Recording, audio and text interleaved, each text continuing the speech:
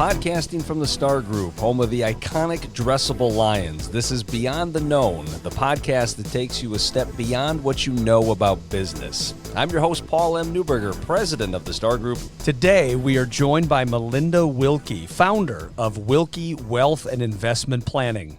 Melinda has been named Milwaukee Magazine's 2019 Face of Financial Planning in Milwaukee and has earned the Women of Distinction honor for bringing customized wealth management to women and families. Thanks for being here today, Mindy. Thanks, Paul. Love being here. Awesome. Great to have you in the studio here. So let's get right to work here. Your young son, Reed, who I understand is 6.5, although you say that he likes to boast that he's 6.75. Is that correct? Absolutely correct. He's pretty tuned into numbers, so he likes to be pretty exact. He also has a daddy who's an engineer, so perfection and being exact is really important to him. Having a father that's an engineer and a mother who's a financial planner, I can definitely see where Reed gets that from. I understand that he's already picked up on being purposeful with his money. I'd love for you to tell us the story of how he recently decided to begin saving for college. Well, Reed's been saving for college very young, so technically he's been doing it since he's been about 3 years old. So he's into it for a while now. So the way Reed started saving for college is really because we started talking to him about money literally since he's been born. And we've always talked to him about the importance of going to college, but also at the same time being able to afford going to college. And we really believe it's his responsibility to be able to afford a college that he wants to attend and go to. So we've talked about it. It's just a known thing in our household that Reed's going to go to college and Reed's going to pay for it. So he set up a money jar many years ago, as he would say, which is when he was 3. And he has this jar, and anytime he had gotten money, whether it was from a gift from somebody or he would earn it, so we don't give money in our household, he can earn money.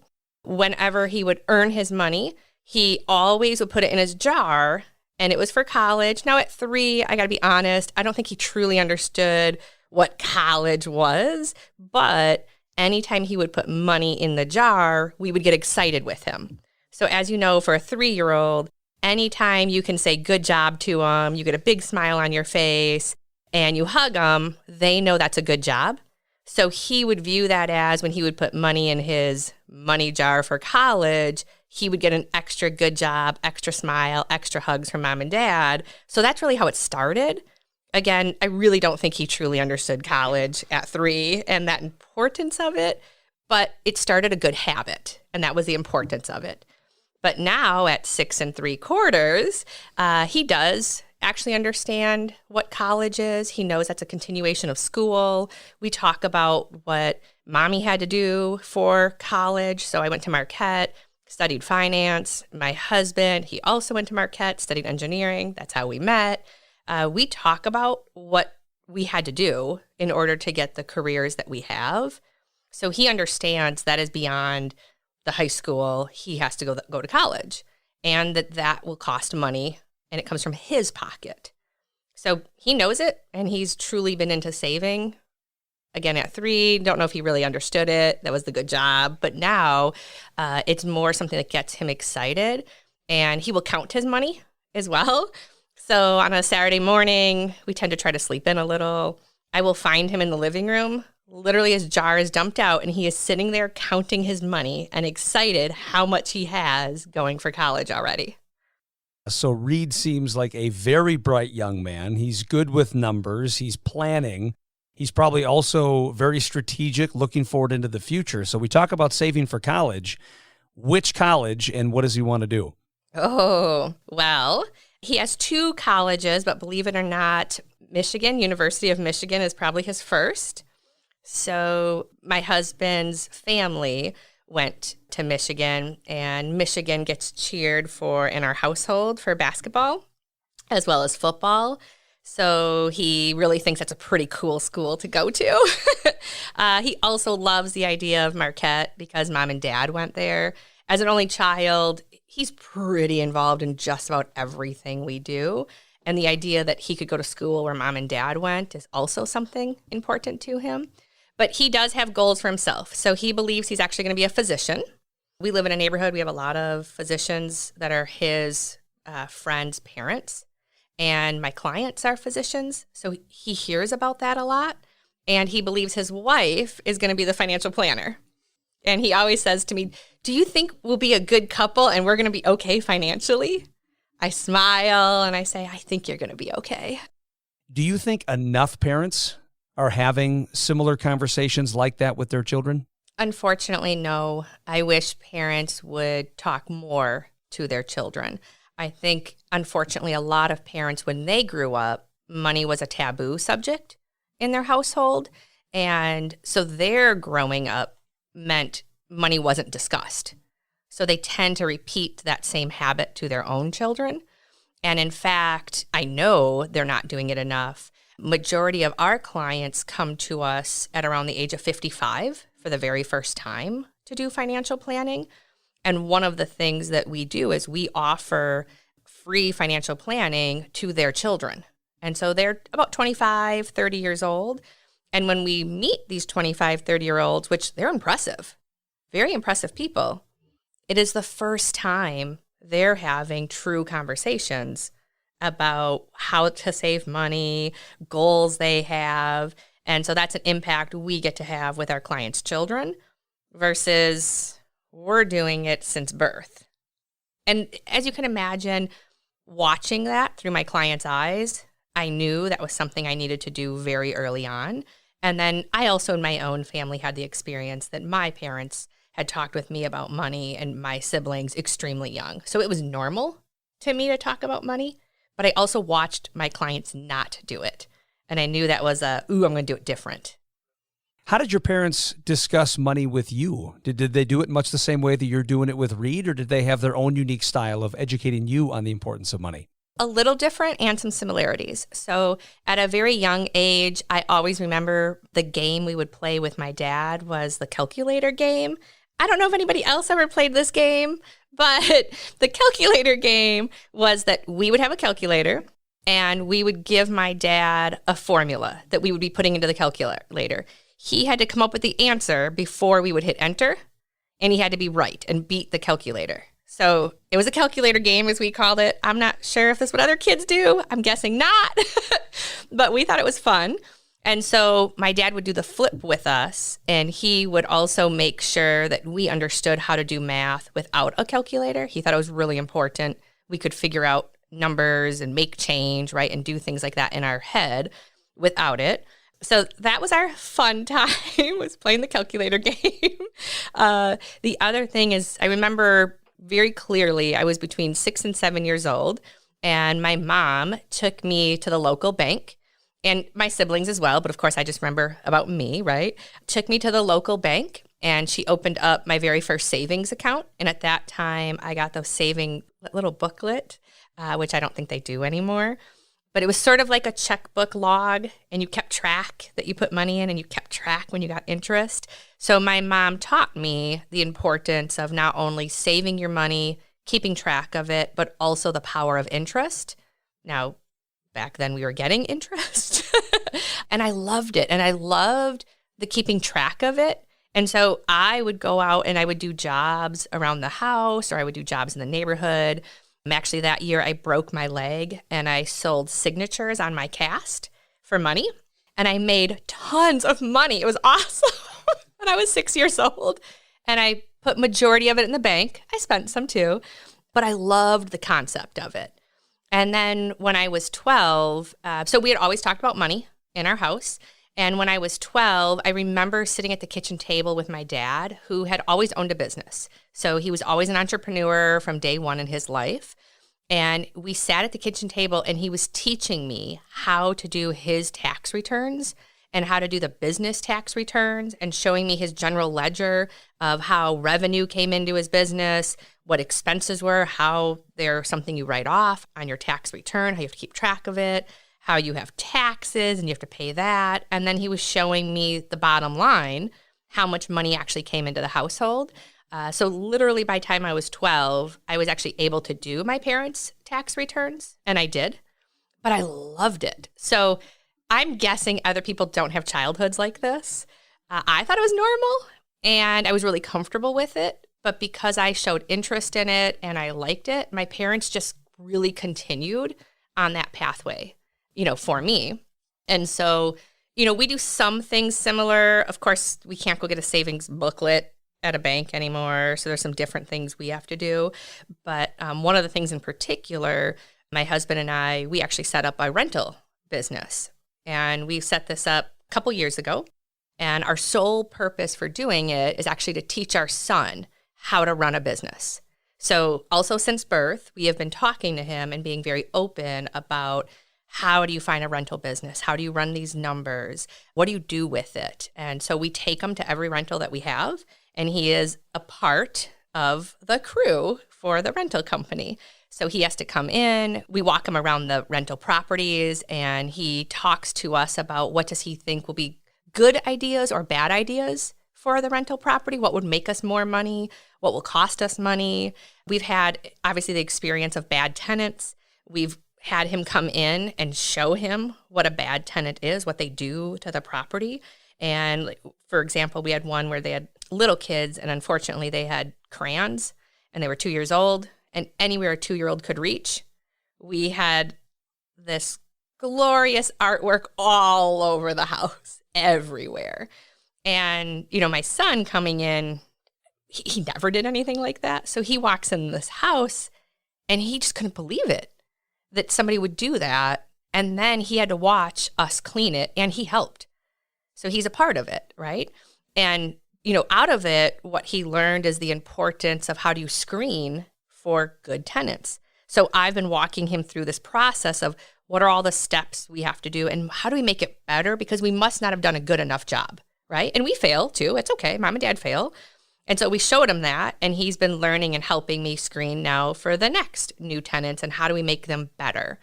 So it's all its own unit. We leave all the dollars within it, and is designed. It just pays for itself. But it is going to be someday our son's business that he's going to learn. We're hoping by 15 or 16 that he'll be able to run the whole thing and manage it himself. So we have to teach him these tools. And then when he is college age, ideally, these are going to be some extra funds that could help him be paying for his college.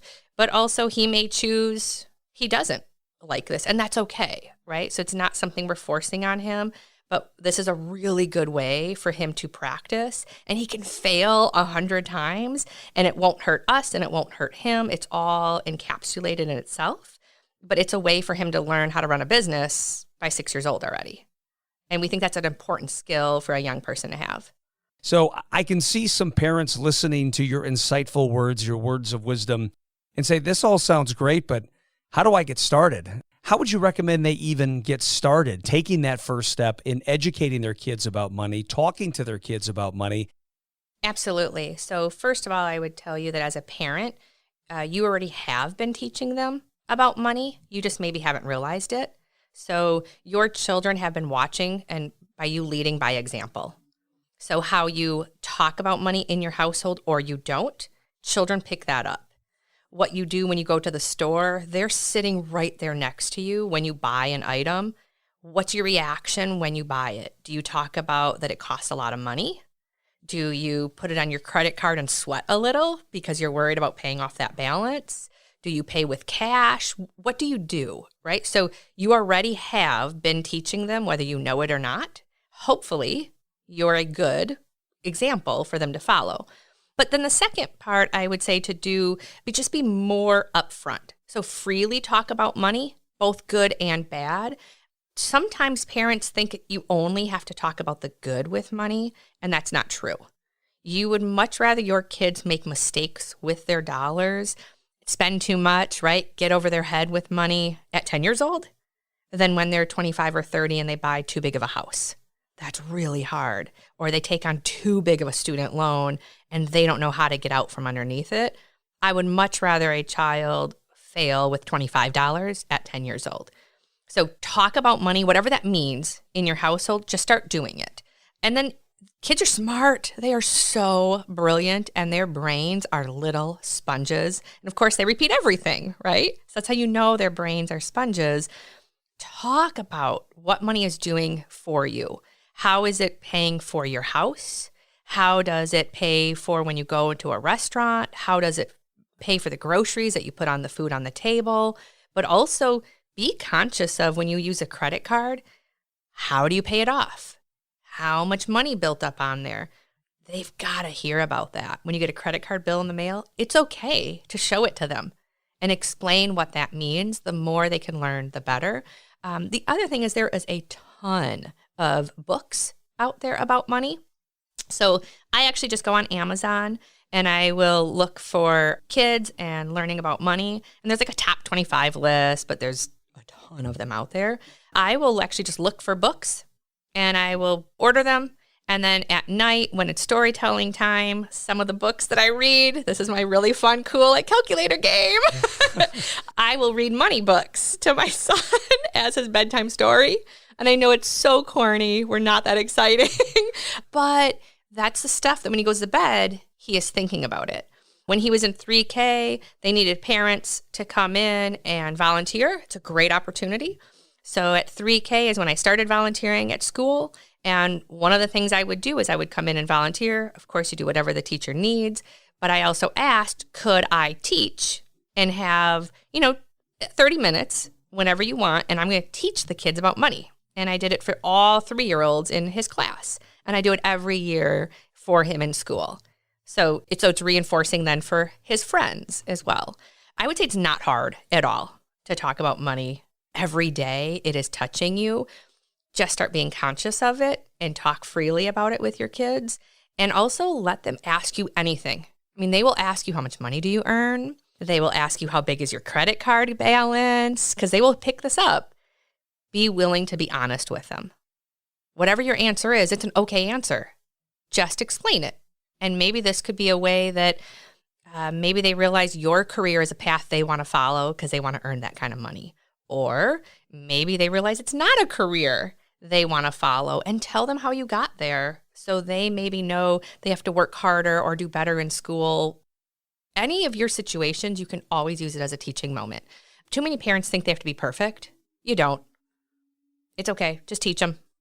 This interview is doing nothing for my self-confidence as a parent, because here you are reading money books to your children, and last night I read Captain Underpants to my 7-year-old. So as a parent, it sounds like I've got some work to do in this regard as well, but I appreciate you sharing that. Of all the things that you said, and a lot has stood out to me, I think the number one stat that you mentioned almost from the onset was that individuals usually are around the age of 55 when they're sitting down with you for the first time. That is mind-blowing.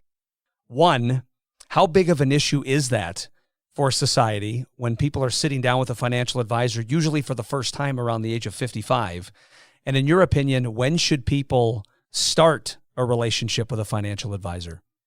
So we all know our economy, and we also all know about when you listen to people who's prepared for retirement, how much money do they have, how bad is our student loan debt. We all know none of those are good statistics when we hear them about our own economy. And I truly believe a lot of it comes from people wait too long to go to financial planners. And the reason why I think we see them at 55 is because they believe they have to accumulate so much wealth before a financial advisor is willing to talk to them. And I don't believe that's true. There is plenty of really great advisors that are in our industry that would love talking and educating people about money. They just have to be willing to listen, right? And be willing to participate in the conversation.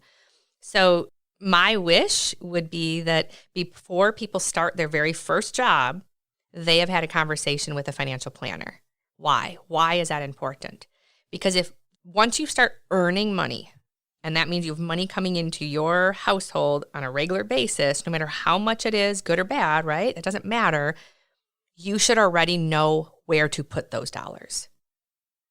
And if you're learning that really for the first time at 55, think about how many years that you could have been better and you could have made a bigger impact with the same money. It doesn't mean it has to be a harder life or that you get less. That's not actually true. The bigger impact is that the younger you can be to save, the easier it is to achieve your goals. And it actually takes less of your own money to get to those goals. So for me, I would love it if everybody played the calculator game a little bit, and before their first job, they had a conversation with a financial advisor, even if that means 16. If they're old enough to handle a job, they should be old enough to have a conversation with somebody talking about money and what they need to do with it.